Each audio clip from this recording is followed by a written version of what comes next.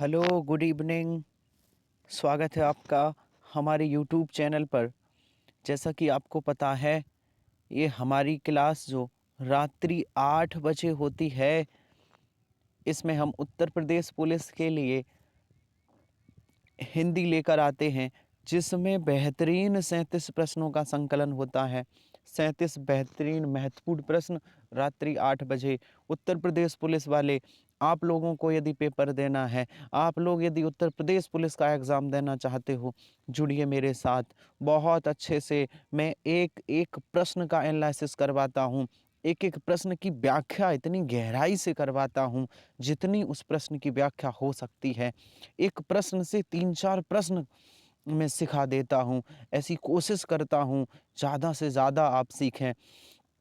तो आइए हमारे यूट्यूब चैनल से जुड़िए और हमारे साथ रात्रि 8 बजे रोज़ अभ्यास करिए उत्तर प्रदेश पुलिस के लिए। ठीक है? तो जो लोग हमारे टेलीग्राम चैनल पर नहीं जुड़े, वो जुड़ सकते हैं। टेलीग्राम चैनल का नाम है आमोद सर हिंदी। तो बहुत बढ़िया, चलिए आज का मॉडल पेपर स्टार्ट करते हैं और तैयार हो जाइए। हमारे साथ तैयार रहिए आप पूरी एनर्जी के साथ। चलिए, सामान्य हिंदी है और हमारा पहला प्रश्न। चलिए भैया, पहला प्रश्न देख लें क्या कहता है। बताओ, पहला प्रश्न आज का, कुछ गह फोड़ा और ससुर वैद कहावत का अर्थ क्या है। बहुत बढ़िया प्रैक्टिस सेट। आज एक बार फिर से मैं आपके समक्ष उपस्थित हूँ। अच्छे क्वेश्चन, अच्छा लेवल। चलिए, हमने आपसे कहा था कि मैं सरल प्रैक्टिस सेट भी लेकर आऊँगा, मैं मीडियम प्रैक्टिस सेट भी लेकर आऊँगा और मैं कठिन से कठिन प्रैक्टिस सेट भी आपको करवाऊँगा। तो ये प्रैक्टिस सेट जब ख़त्म हो तो बताना सर ये किस लेवल का प्रैक्टिस सेट था। अच्छे क्वेश्चन है, अच्छा लेवल है। चलिए एक बार फिर से, कुछ गए फोड़ा और ससुर वैद कहावत का अर्थ क्या है, बताइए। बताइए, नया प्रश्न है आपके लिए। बहुत शानदार, बताइए। सर इसका अर्थ होगा डी, धर्म संकट की स्थिति। धर्म संकट की स्थिति। कुछ है फोड़ा और ससुर वैद कहावत का अर्थ है धर्म संकट की स्थिति। चलिए हमारा अगला प्रश्न देखिए, बताइए। एक और शानदार प्रश्न है, एक और शानदार प्रश्न है, गलत नहीं करना। ये प्रश्न हरियाणा लेखपाल में आया हुआ है। हरियाणा पटवारी की परीक्षा, पटवारी मतलब लेखपाल, आया हुआ प्रश्न है और आप गलत करोगे। आप गलत करोगे। अगर सही कर रहे हो तो बहुत अच्छी बात है। उपसर्ग रहित शब्द कौन सा है, बताइए। जिसमें उपसर्ग ना हो वो शब्द बता दो। आप गलत करोगे, मैं जानता हूँ। अगर आप सही कर रहे हो तो मेरे लिए बहुत बड़ी बात है। चलिए सर, उपसर्ग रहित शब्द कौन सा है। कुचेष्टा शब्द है, इसमें उपसर्ग नहीं है। अब आप कहोगे अच्छा कैसे नहीं है, कु है तो कु उपसर्ग है और चेष्टा अलग शब्द है। नहीं है, याद रखना। कुचेष्टा में यही आंसर दिया गया। वैसे कु उपसर्ग होता है, लेकिन जो कुचेष्टा यहाँ लिखा है, यहाँ कुचेष्टा में उपसर्ग नहीं है, कोई उपसर्ग नहीं है, पूरा शब्द ही है।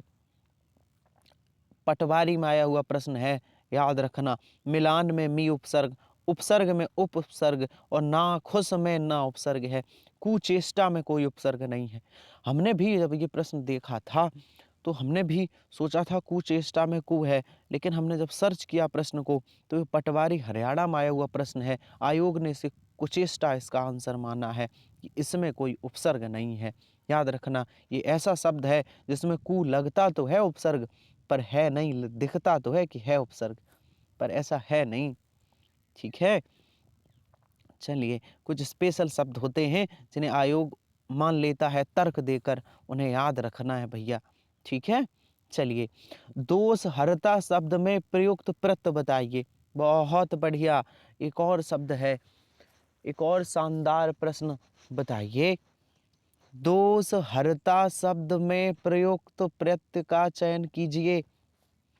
दोष हरता में कौन सा प्रत्यय है। सर प्रत्यय तो पीछे लगता है ना। हाँ, पीछे लगता है तो प्रत्यय इसमें हरता होगा। दोषहर्ता में प्रत्यहर्ता होगा, बिल्कुल सही है। दोषहर्ता में हर्ता प्रत्यय है, हर्ता। बहुत शानदार, बहुत बढ़िया। एक बार फिर से बहुत अच्छा क्वेश्चन, एक बार फिर से बहुत अच्छा क्वेश्चन। बताइए कौन सा शब्द जातिवाचक संज्ञा नहीं है? कौन सा शब्द जातिवाचक संज्ञा नहीं है? सर जबान, ये जबान है, जातिवाचक है? बिल्कुल है। सर ये मनुष्य जातिवाचक है? सर बिल्कुल है। सर बालक जातिवाचक है? बिल्कुल है। पर सर जो सुंदर है ये जातिवाचक संज्ञा नहीं है, तो क्या है? सर सुंदर एक विशेषण है। सुंदर व्यक्ति, सुंदर लेख, सुंदर किताब, सुंदर दृश्य, ये सुंदर एक विशेषण है, ये संज्ञा नहीं है। आंसर सही होगा डी, सुंदर। बहुत शानदार, बहुत बढ़िया। चलिए फिर से एक और बेहतरीन प्रश्न, सोच समझ के और ध्यान से पढ़िए। दिन शब्द, प्रश्न है दिन शब्द का विशेषण बताना है। दिन शब्द का विशेषण बताइए। दिन से जो विशेषण बनेगा, दिन का विशेषण क्या बनेगा? सर दिन का विशेषण क्या बनेगा? सर दिन का विशेषण बनेगा दैनिक। दिन का विशेषण क्या बनेगा? दिन का विशेषण दैनिक बनेगा। क्या बनेगा? दैनिक। बहुत बढ़िया, बहुत शानदार। इसी तरह जवाब दीजिए। बहुत बढ़िया। चलिए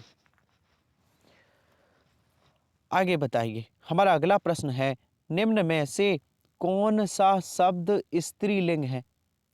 कौन सा शब्द स्त्रीलिंग में प्रयुक्त हुआ है? बताइए, बताइए कौन सा शब्द स्त्रीलिंग में प्रयुक्त होता है? हमने आपको बताया स्त्रीलिंग पुल्लिंग पहचानना है तो मेरा मेरी लगाइए और पहचान लीजिए। सर मेरी ऋतु की मेरा ऋतु, सर मेरी ऋतु, और पहला ही मिल गया विकल्प। पहला विकल्प सही है। कौन सा? पहला। ये मेरी ऋतु ये स्त्रीलिंग शब्द है, बाकी सब पुल्लिंग हैं। चेक कर लो। मेरा पंडित ये भी पुल्लिंग है, मेरा आचार्य ये भी पुल्लिंग है, मेरा हंस ये भी पुल्लिंग है। ठीक है, बहुत बढ़िया, बहुत शानदार। चलिए निम्नलिखित में से कौन सी बोली, कौन सी बोली उत्तर प्रदेश की नहीं है? कौन सी बोली उत्तर प्रदेश की नहीं है? सर कन्नौज भी है, कन्नौजी उत्तर प्रदेश की है, ब्रजभाषा उत्तर प्रदेश की है, खड़ी बोली उत्तर प्रदेश की है, लेकिन कौन नहीं है? सर ये जो जयपुरी है ना, ये जयपुरी उत्तर प्रदेश की नहीं है। जयपुरी फिर किसकी है? ये राजस्थान की भाषा है। कहाँ की है? राजस्थान। बहुत बढ़िया, बहुत शानदार। जवाब दीजिए, पढ़िए प्रश्न, प्रश्न पढ़िए और जवाब दीजिए। वाक्यों का वर्गीकरण कितने आधार पर होता है? बताइए, अगर बताओ तो मानूं। वाक्यों का वर्गीकरण कितने आधार पर होता है? बताओ, बताओ भैया, वाक्यों का वर्गीकरण कितने आधार पर? तो देखिए इस सवाल का जवाब है दो आधार पर वाक्यों का वर्गीकरण होता है। वाक्यों का वर्गीकरण कितने आधार पर? दो आधार पर। अब आप कहोगे सर अच्छा कौन कौन से दो आधार हैं? तो मैं बता रहा हूँ। एक वाक्यों का वर्गीकरण होता है रचना के आधार पर। आप वाक्यों को रचना के आधार पर विभाजित कर सकते हैं, और दूसरा वाक्यों को अर्थ के आधार पर, अर्थ के आधार पर।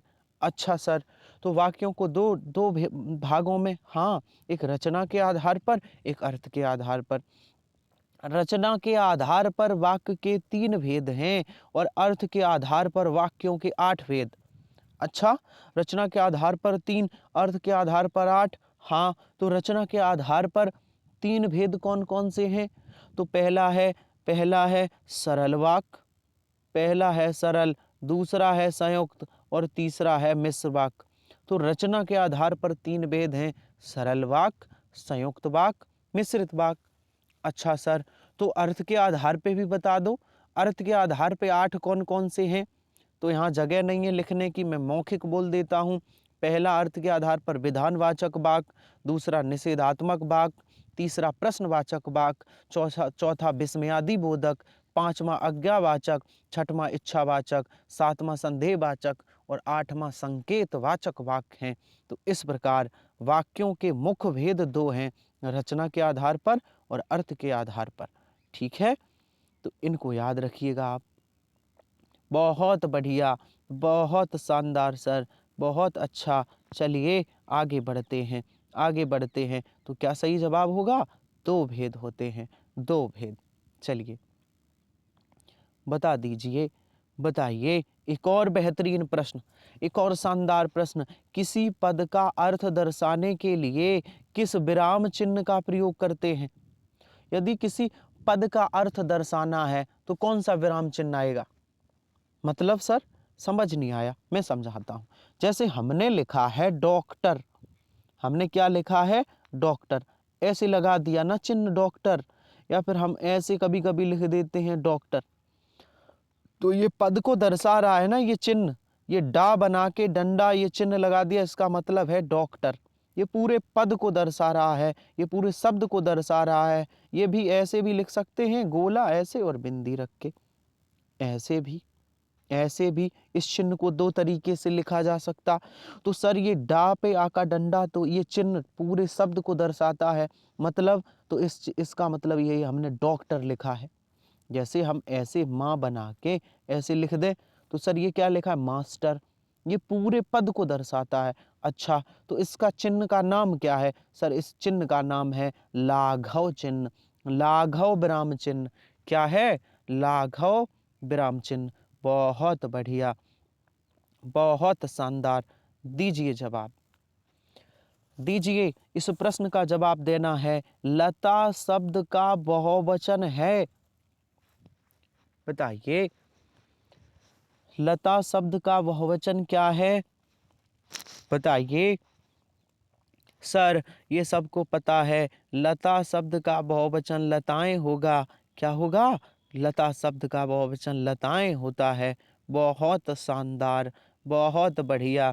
जवाब दीजिए, निम्नलिखित में से कौन सा दीर्घ स्वर है? अच्छा, यहाँ प्रश्न में गलती है, दीर्घ स्वर नहीं है, ये लगा लो, यहाँ प्रिंटिंग मिस्टेक है। कौन सा दीर्घ स्वर नहीं है? अब बताइए, कौन सा दीर्घ स्वर नहीं है? नहीं लगा लीजिए, यहाँ गलती है। कौन सा दीर्घ स्वर नहीं है? अब बताओ। सर दीर्घ स्वर, तो इसमें तो सर ये डा तो व्यंजन है, यहीं से दिख गया, तो हमें कठिनाई हुई ही नहीं। तो सर ये तो व्यंजन ही है, बाकी ये सब स्वर हैं।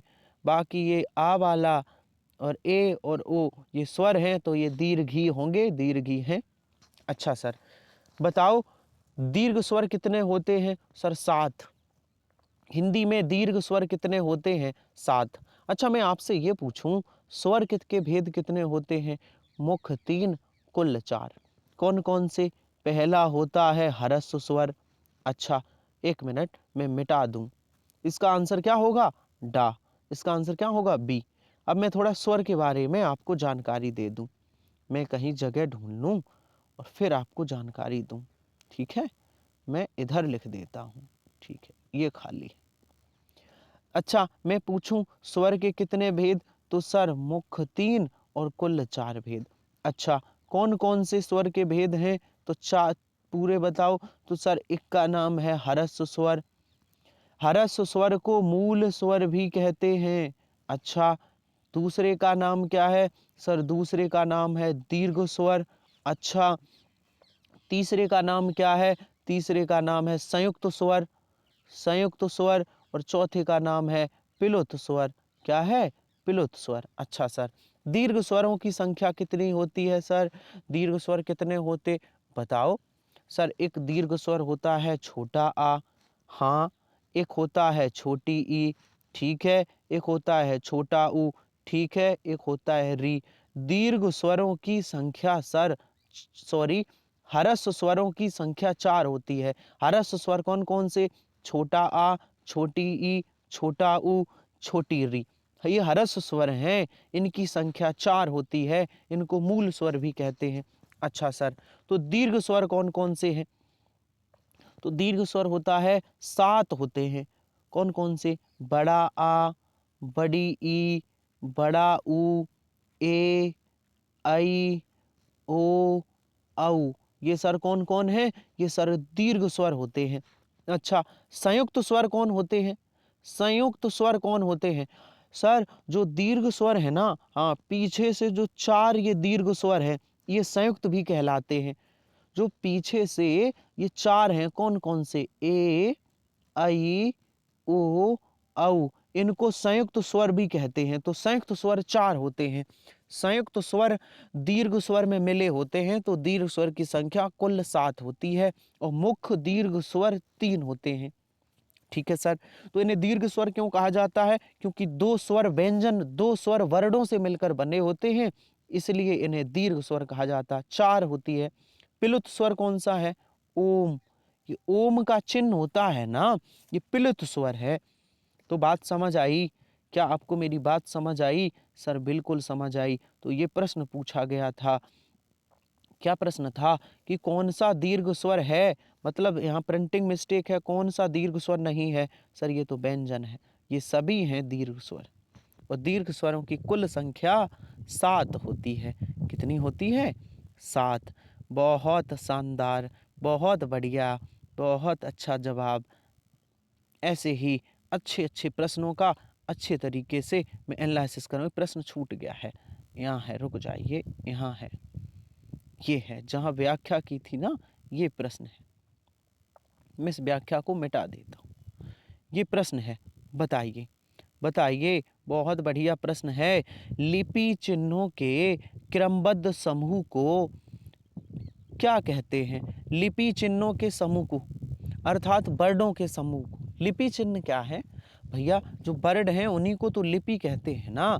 वर्डों के लिखने के तरीके को लिपि कहते हैं। ये जो आ ऐसे लिखा गया, ई ऐसे लिखी गई, ऊ ऐसे लिखा गया, ये वर्डों के जो लिखने का तरीका है, इसे लिपि कहते हैं।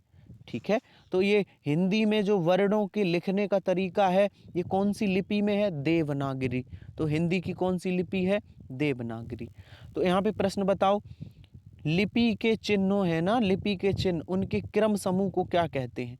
तो लिपि के चिन्ह कहे या वर्ड समूह के चिन्ह, इनके क्रम समूह को, इनके समूह को क्या कहते हैं? जल्दी से जवाब दीजिए, इनके समूह को क्या कहेंगे? सर इनके समूह को वर्णमाला कहते हैं। क्या कहते हैं? वर्णमाला। बहुत बढ़िया, बता दीजिए, बताइए, ज्येष्ठ शब्द का तद्भव क्या है? बताइए, ज्येष्ठ शब्द का तद्भव क्या है? जेठ शब्द का तद्भव बताइए। सर जेठ का तद्भव होता है, ज्येष्ठ का तद्भव होगा जेठ। क्या होता है? जेठ। बहुत बढ़िया, बहुत शानदार।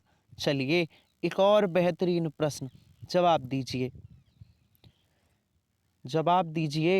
एक और बढ़िया प्रश्न, जो सर्वनाम शब्द, ध्यान से सुनिए, जो सर्वनाम शब्द वक्ता, एक मिनट, जो सर्वनाम शब्द वक्ता, श्रोता अथवा किसी अन्य व्यक्ति के लिए प्रयोग किया जाता है, उसे क्या कहते हैं? अच्छा, जो सर्वनाम किसी वक्ता, श्रोता और अन्य व्यक्ति, सर वक्ता का मतलब है बोलने वाला। वक्ता का मतलब क्या है? बोलने वाला। मैं लिख दूं, ये है वक्ता। अच्छा सर, वक्ता के लिए हो, श्रोता के लिए हो और अन्य व्यक्ति के लिए, तो उसे क्या कहेंगे? तो पहले समझ लो, वक्ता का अर्थ है बोलने वाला, श्रोता का अर्थ है सुनने वाला, अन्न का है, अन्न का, अन्न बताएंगे, अन्न का मतलब है जिसके बारे में बात हो रही हो। जैसे जैसे मैं हूं और एक आप हैं, तो हम बोल रहे हैं आपसे कुछ और किसी तीसरे व्यक्ति के बारे में, तो वो तीसरा व्यक्ति अन पर्सन होगा। जैसे मैंने आपसे कहा कि पता है श्याम आज खेलने गया है, श्याम आज खेलने गया है। तो हमने कहा एक तो वक्ता हो गया, तो वक्ता हो गया मैं, और श्रोता हो गए आप। तो श्रोता तुम सुन रहे हो, तुम या आप हो गए श्रोता। और किसी के बारे में बात हो रही है, तीसरे व्यक्ति, अन्य व्यक्ति कौन है? अन्य व्यक्ति है श्याम। तो अन्य व्यक्ति में आएगा श्याम, जैसे वो है अन्य व्यक्ति में सर्वनाम में श्याम, और श्याम के लिए सर्वनाम कौन सा यूज हो सकता है? वह है, क्या प्रयोग होगा? वह है मैच खेलने गया। तो वह है, यह है, ये, वे, इनके बारे में बात हो तो अन्य पुरुष है। अच्छा, तो मैं, तुम, आप और वह, यह, वे क्या है सर? ये सर्वनाम है। कौन से सर्वनाम है? पुरुषवाचक सर्वनाम है। कौन से सर्वनाम है? पुरुषवाचक। पुरुषवाचक सर्वनाम आएंगे। तो वक्ता, श्रोता अथवा किसी अन्य व्यक्ति के लिए जो प्रयोग होता है सर्वनाम, वो पुरुषवाचक सर्वनाम है। ठीक है, कौन सा सर्वनाम है? पुरुषवाचक। मैं, पुरुषवाचक के भी तीन भेद। मैं कौन सा पुरुष है? उत्तम पुरुष। तुम और आप कौन सा पुरुष है? मध्यम पुरुष। यह क्या है? अन्य पुरुषवाचक। बहुत बढ़िया सर, बहुत अच्छा समझ आया। ठीक है, बहुत बढ़िया। चलिए, निम्न में शब्द का विलोमार्थी शब्द बताना है। दाता। सर दाता का विलोम शब्द क्या होगा? दाता का विलोम शब्द क्या होगा? सर दाता का विलोम शब्द दाता मीन्स होता है देने वाला। दाता मीन्स होता है देने वाला। याचक, दाता का विलोम होगा याचक। याचक मीन्स होता है मांगने वाला, याचना करने वाला, मांगने वाला। बहुत बढ़िया। चलिए आगे चलते हैं। हमारा अगला प्रश्न है, बताइए निम्नलिखित में से करण कारक का उदाहरण है। बहुत बेहतरीन प्रश्न है। करण कारक कहाँ लगा है? से विभक्ति लगी हो, और से दो कारक में आती है। एक आती है अपादान में और एक आती है करण में। अब से विभक्ति का अर्थ यदि के द्वारा हो तो करण कारक, और से का मतलब अलग होना हो तो अपादान। तो सर यहां से नहीं है, पहला गलत, दूसरा गलत, दो तो गलत हो गए। अब दो बचे। सर से यहां है और से यहां है, तो करण कारक की विभक्ति से होती है और अपादान की भी से। तो अब इसमें करण की कौन सी है, कैसे पहचानेंगे बताओ? खान से हीरे निकलते हैं, तो सर इस से का अर्थ है अलग होना। हीरे निकले और अलग हो गए, इसलिए इस से की विभक्ति है अपादान कारक। बढ़ई लकड़ी से मेज बनाता है, इस से का अर्थ है द्वारा, लकड़ी के द्वारा मेज बनाई जाती है, अर्थात डी जो ऑप्शन है इसमें करण कारक है। बहुत बढ़िया प्रश्न। बढ़ई लकड़ी से मेज बनाता है, करण कारक। बहुत बढ़िया, शानदार। चलिए आगे चलते हैं, आगे चलते हैं। बहुत बढ़िया। मेरा एक और प्रश्न है, बताइए, एक दिन हमने डिस्कस किया था ऐसे प्रश्न को। निम्न में से प्रेयार्थक क्रिया बताइए। कौन सी प्रेयार्थक क्रिया है? बताइए, प्रेयार्थक क्रिया कौन सी है? बहुत बढ़िया, बहुत शानदार, बहुत अच्छे। चलिए मैं बताता हूँ। देखिए, प्रेयार्थक क्रिया के दो भेद होते हैं, प्रथम प्रेयार्थक और द्वितीय प्रेयार्थक। अच्छा, प्रेयार्थक क्रिया से पहले एक और क्रिया होती है जिसे मूल क्रिया कहते हैं। अच्छा सर, जैसे मैंने लिखा मूल क्रिया, तो सर अच्छा ठीक है, मूल क्रिया, प्रथम प्रेयार्थक और द्वितीय। अच्छा सर, प्रथम प्रेयार्थक कब बनती है? अगर आना प्रत्यय लगा दो तो प्रथम प्रेयार्थक। मूल क्रिया में आना प्रत्यय लगा दो तो प्रथम प्रेयार्थक, और वाना प्रत्यय लगा दो तो द्वितीय प्रेयार्थक। अच्छा सर, कैसे? एक बना के दिखाओ। बनाते हैं। जैसे है उड़ना। सर एक शब्द है उड़ना, उड़ना एक मूल क्रिया है, तो उड़ना को प्रथम प्रेयार्थक बनाओ तो आना प्रत्यय लगा दो, उड़ाना। उड़ना का प्रथम प्रेयार्थक उड़ाना है और उड़ना का द्वितीय प्रयार्थक होगा, बाना प्रत्यय लगाओ, उड़वाना, उड़वाना। तो बात समझ आई, उड़ना, उड़ाना, उड़वाना। चलना, चलाना, चलवाना। ठीक है। उठना, उठाना, उठवाना। हंसना, हंसाना, हंसवाना। बात समझ आ गई? क्या मेरी बात समझ आई? सर आ गई। अब प्रयार्थक क्रिया कौन सी है बताओ? सर उठना प्रयार्थक है क्या? नहीं है, ये मूल है। चमकना प्रयार्थक है? नहीं है। देना प्रयार्थक है? नहीं है। पर गिराना प्रयार्थक है, गिराना। और कौन सी प्रयार्थक है? सर आना प्रत्यय लगा है, ये प्रथम प्रयार्थक है। तो गिराना का द्वितीय प्रयार्थक क्या होगा? गिरवाना।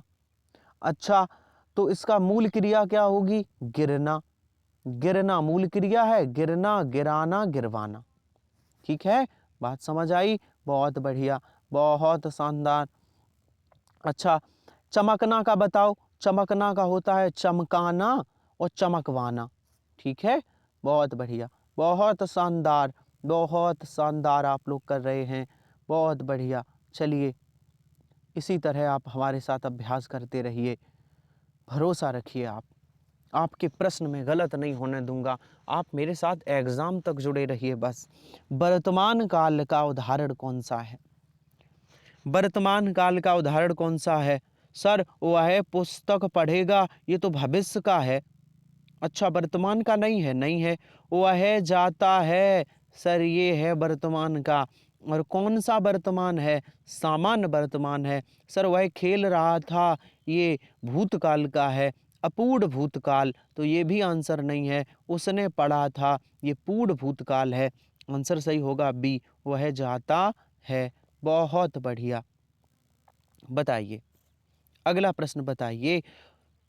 उद्देश्य में कर्ता के साथ और क्या रहता है? उद्देश्य में कर्ता के साथ और क्या जुड़ा रहता है? बताइए। सर उद्देश्य में कर्ता के साथ विधेय जुड़ा रहता है। कर्ता के साथ क्या जुड़ा रहता है? विधेय जुड़ा रहता है। बताइए, बताइए। हमारा अगला प्रश्न है, मैं मिटा दूं फिर आप करिए। बैटरी भी लो हो गई है, चलिए काम हो जाएगा। बताइए, सन्मार्ग किस शब्द का संधि उदाहरण है? सन्मार्ग का कौन सी संधि है सन्मार्ग में? तो सर सन्मार्ग में संधि बता रहा, पहले विच्छेद सुन लो। सत प्लस मार्ग। सन्मार्ग का संधि विच्छेद है सत प्लस मार्ग। अच्छा, सम प्लस मार्ग नहीं होगा। अगर होता सम्मार्ग तो सम प्लस मार्ग है। सन्मार्ग तो सत प्लस मार्ग। सर कौन सी संधि? व्यंजन संधि है। सन्मार्ग में कौन सी संधि है? सर व्यंजन संधि है। बहुत शानदार, बहुत बढ़िया। चलिए आगे बताइए। एक और शब्द, और ये क्या है? कांटों से भरा हुआ वाक्य के लिए नीचे दिए गए विकल्प चुनिए। जो कांटों से भरा हुआ है वो क्या कहलाएगा? कांटों से भरा हुआ क्या कहलाता है? सर जो कांटों से भरा हुआ है वो कंटकाकीड़ कहलाता है। क्या कहलाता है? कंटकाकीड़, कांटों से भरा हुआ। बहुत बढ़िया, बहुत शानदार। चलिए अगले प्रश्न पर। इसके विकल्प उधर हैं दूसरे पेज पर। निम्नलिखित में से कौन सा युग्म समानार्थी है? मतलब कौन सा युग्म पर्यायवाची युग्म है? बताइए। तो कहाँ पर है युग्म? पीडीएफ पर आगे चलते हैं। ढूंढिए किस युग्म में पर्यायवाची हैं। बताइए। क्या आदान प्रदान एक दूसरे का पर्यायवाची है? आग पानी एक दूसरे का पर्यायवाची है? अमीर धनवान एक दूसरे का पर्यायवाची है? आय व्यय एक दूसरे का पर्यायवाची है? तो सर इसमें पर्यायवाची होगा अमीर और धनवान, ये एक दूसरे के पर्यायवाची हैं। बाकी सब विलोम शब्द हैं। बाकी सब क्या हैं? विलोम शब्द हैं। बहुत शानदार, बहुत बढ़िया। चलिए बताइए। मैं थोड़ा मिटा दूं, ठीक है, अब ठीक है। अब बताइए। लश्कर में ऊंट बदनाम का अर्थ क्या है? बहुत शानदार कहावत है। लश्कर में ऊंट बदनाम, तो ऊंट का सदा एक रस, माप तौल कर बदनाम करना, गुणवान को बदनाम करना, या फिर दोष किसी का पर नाम किसी और का। दोष किसी का पर नाम किसी और का। सर यही वाला विकल्प सही होगा, डी विकल्प सही है। लश्कर में ऊंट बदनाम, दोष किसी का पर नाम किसी और का। बहुत शानदार, बहुत बढ़िया। चलिए बताइए, बताइए, बता दीजिए, जैनेंद्र कुमार की कौन सी रचना हिंदुस्तान अकादमी आविष्कार पुरस्कार मिला है? तो ये है इनकी परख। जैनेंद्र कुमार को परख के लिए अकादमी पुरस्कार मिला है। चलिए आगे बताइए, आगे बताइए। निम्नलिखित में से कौन सा उपन्यास मुंशी प्रेमचंद द्वारा रचित है? मैं आपकी जानकारी के लिए बता दूं, यहाँ कोई सा उपन्यास नहीं है मुंशी प्रेमचंद का, विकल्प ही नहीं है। तो मुंशी प्रेमचंद का नहीं है तो किसका है? खोई हुई दिशाएं, मलबे का मालिक, झूठा सच। देखो गिरधर कुमार, ये गिरधर कुमार एक वो थे, गिरधर कुमार, उनका है सूरज का सातवां घोड़ा। झूठा सच यशपाल का है। मलबे का मालिक मोहन राकेश का है। और ये खोई हुई दशाएं ये कमलेश्वर की हैं। किसकी हैं? कमलेश्वर। चलिए, तो मुंशी प्रेमचंद का कोई भी नहीं है। मुंशी प्रेमचंद के याद रखिए, गोदान और गबन मुंशी प्रेमचंद के हैं। ठीक है, ये ऑप्शन में नहीं था, आंसर ही नहीं था उसका। अब बताइए, निम्नलिखित में से कौन सी कहानी मोहन राकेश की है? अभी अभी बता कर आए हैं। मोहन राकेश की कौन सी कहानी है? सर मलबे का मालिक, ये मोहन राकेश की है। किसकी है? मोहन राकेश की। और एक और बेहतरीन प्रश्न बताइए, एक और शानदार प्रश्न। गंगा जल में ये जो शब्द है इसमें समास कौन सा है? सर गंगा जल में समास कौन सा है? सर गंगा जल में गंगा का जल अर्थात विभक्तियां आई हैं, तत्पुरुष समास होगा। कौन सा समास है? गंगा जल में तत्पुरुष समास है। बताइए, बताइए, अलंकार से प्रश्न है और पढ़िए। सारी बीच नारी है कि नारी बीच सारी है, कि सारी ही की नारी है, कि नारी ही की सारी है, कौन सा अलंकार है? जवाब दीजिए, कौन सा अलंकार है? बहुत बढ़िया, बहुत बढ़िया, क्या बात है, शाबाश। संदेह अलंकार है। कौन सा अलंकार है? संदेह अलंकार है। बताइए आगे, हमारा अगला प्रश्न है, बताइए, अली शब्द का अनेकार्थी क्या है? सर अली मीन्स सुना है, भंवरा। अली मीन्स भंवरा, तो ये या तो ए होगा विकल्प या बी। अच्छा, अब कंफ्यूज हो गए तो मैं बता दूं, अली मीन्स भंवरा भी होता है और अली मीन्स आम्र भी होता है। ऑप्शन सही होगा ए, भंवरा और आम। ठीक है, अली मीन्स भंवरा और आम। चलिए आगे बढ़िए, आगे बढ़िए। हमारा अगला प्रश्न है, हमारा अगला प्रश्न क्या है? बताइए, हमारा अगला प्रश्न बताइए। सॉरी सॉरी, एक मिनट, एक मिनट रुक जाइए आप। भंवरा और आम नहीं, भंवरा और कोयल। सॉरी, इसका आंसर सही होगा भंवरा और कोयल। भंवरा और कोयल। आम्र में इस आम होता है, ये नहीं है पर्यायवाची, ये इसका अनेकार्थी नहीं। भंवरा और कोयल। ठीक है, याद रख लीजिए, भंवरा और कोयल।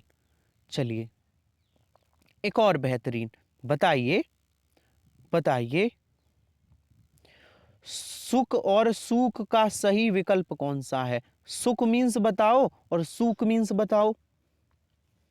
जल्दी से जवाब दीजिए, सुख और सूख। सर सुख मीन्स होता है तोता या सुग्गा, और सूख मीन्स होती है जौ। तोता या सुग्गा और जौ। आंसर सही होगा सी। आंसर कौन सा सही होगा? सी। अगला प्रश्न बताइए, संचारी भावों की संख्या है। संचारी भाव कितने होते हैं? सर संचारी भाव 33 होते हैं। कितने होते हैं? 33। अच्छा 34वां संचारी भाव कौन सा है? सर 34वां है चकपकाहट। ये 34वां संचारी भाव चकपकाहट किसने माना है? रामचंद्र शुक्ल ने माना है। किसने माना है? आचार्य रामचंद्र शुक्ल ने। बहुत बढ़िया। चलिए, जिस छंद में 4 चरण और प्रत्येक चरण में 16 मात्राएं होती हैं वह छंद क्या कहलाता है? तो जिस छंद में 4 चरण और 16 मात्राएं वह छंद चौपाई कहलाता है। क्या कहलाता है? चौपाई। बहुत शानदार, बहुत बढ़िया। आगे चलते हैं और अब हमारे 5 प्रश्न और बचे हैं और बहुत शानदार प्रश्न 5। यहाँ निर्देश में गलत लिखा है। 145 से 50, 150 5 प्रश्न। गद्यांश है, सावधानी से सुनिए। मैं पढ़ूंगा, आप सुनिए और बहुत ध्यान लगा के सुनिए। आपको जवाब भी देना है। मैं पढ़ रहा हूँ, सुनिए। आधुनिक मानव समाज में एक और विज्ञान को भी चकित कर देने वाली उपलब्धियों से निरंतर सभ्यता का विकास हो रहा है। दूसरी ओर मानव मूल्यों का ह्रास होने से समस्या उत्तरोत्तर गूढ़ होती जा रही है। अनेक सामाजिक और आर्थिक समस्याओं का शिकार आज का मनुष्य विवेक और ईमानदारी को त्याग कर भौतिक स्तर से ऊंचा उठने का प्रयत्न कर रहा है। वह सफलता पाने की लालसा में उचित और अनुचित की चिंता नहीं करता। उसे तो बस साध्य को पाने की प्रबल इच्छा रहती है। ऐश्वर्य की प्राप्ति के लिए वह भयंकर अपराध करने में भी संकोच नहीं करता। यश और आराम के लिए अपराध कर देता है आदमी। वह इनके नित नए नए रूपों की खोज करने में अपनी बुद्धि का अवश्य अपव्यय कर रहा है। आज हमारे सामने यह प्रमुख समस्या है कि इस अपराध वृत्ति पर किस प्रकार रोक लगाई जाए। सदाचार, कर्तव्य परायणता, त्याग और आदि नैतिक मूल्यों की तिलांजलि देकर समाज के सुख की कामना करना स्वप्न मात्र है। तो चलिए प्रश्नों पर चलते हैं और हमारा प्रश्न देखिए। हमारा प्रश्न क्या है? चलिए बताइए। आधुनिक मनुष्य की प्रबल इच्छा क्यों रहती है? आधुनिक मनुष्य की प्रबल इच्छा क्यों रहती है? वह साध्य को पाना चाहता है। अभी गद्यांश में था ना, वह साध्य को पाना चाहता है, इसलिए उसकी प्रबल इच्छा रहती है। चलिए आगे बताइए। मनुष्य आज किन समस्याओं का शिकार है? मनुष्य आज किन समस्याओं का शिकार है? बताइए। बहुत बढ़िया। सामाजिक और आर्थिक समस्याओं का। मनुष्य आज सामाजिक और आर्थिक समस्याओं का शिकार है। चलिए आगे बताइए। हमारा अगला प्रश्न है, भौतिक स्तर से ऊंचा उठने के लिए मनुष्य क्या कर रहा है? भौतिक स्तर से ऊंचा उठने के लिए मनुष्य क्या कर रहा है? विवेक और ईमानदारी का त्याग कर रहा है। तभी तो अपराध बढ़ रहे हैं। विवेक और ईमानदारी का त्याग कर रहा है। बहुत बढ़िया। बता दीजिए नैतिक मूल्य क्या है? नैतिक मूल्य क्या है? गद्यांश में बोले गए थे ना नैतिक मूल्य। तो सर सदाचार, कर्तव्य परायणता और त्याग, ये नैतिक मूल्य हैं। ये नैतिक मूल्य हैं। बहुत बढ़िया, बहुत शानदार। और हमारा आज का आखिरी प्रश्न है।